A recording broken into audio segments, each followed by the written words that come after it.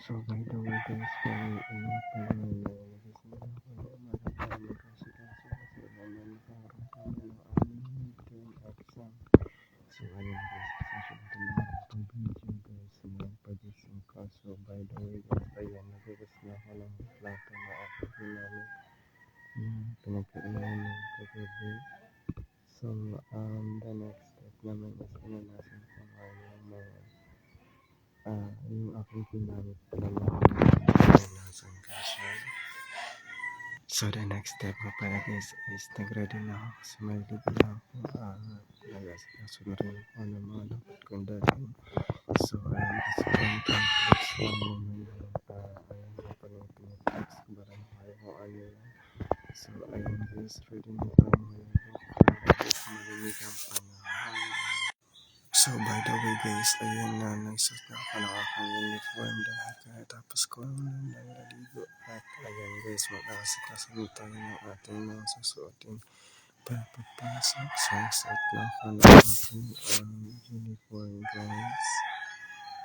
So ayun guys, the next step na ating ginawa is magsuot na ako ng aking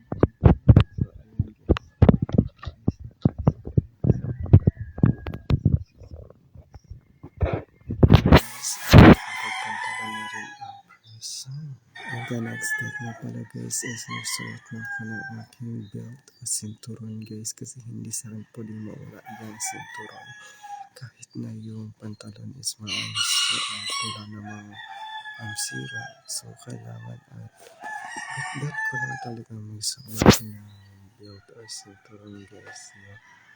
Dagdag na rin naman kasi siguro yung sa forma ko guys na okay. So the next guys is ayun na, so complete na yung set natin. So mag-ready talaga tayo guys kasi papasok tayo ng maaga kasi midterm exam namin ngayon guys. Diba? So tayo guys ngayon is nasa road trip na tayo. So ayun guys, papunta na tayo sa aming school guys. So guys, ayun na nga guys, yung daanan papunta sa aming school. So guys, malapit na tayo. So ayun malapit na tayo guys. So ayun guys, kung makikita ninyo, maganda talaga yung pag-umaga ko sa mga. So guys, by the way guys, ayun na guys, yung school namin. Tignan nyo naman guys, so ayun na guys, no? Pagbawa na pala ako guys. So guys, mga talaga na guys. Ayun guys, nasalit na ako ng campus. CR muna ako dyan.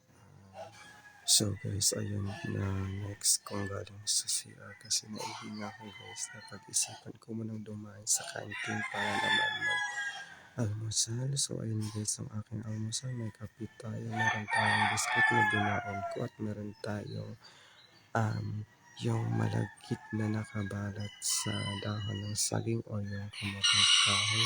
So ayun guys, yung aking almusal sa umagang iyan. So the next natin is ayan guys, bakit ako sa room namin kasi nga midterm exam namin.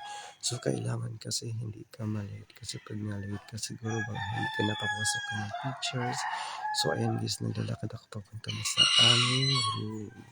So guys, ayan na sa wakas kaya tapos lang ng aming midterm exam. So guys, ayan na refresh na ulit ang person at nagpipicture na.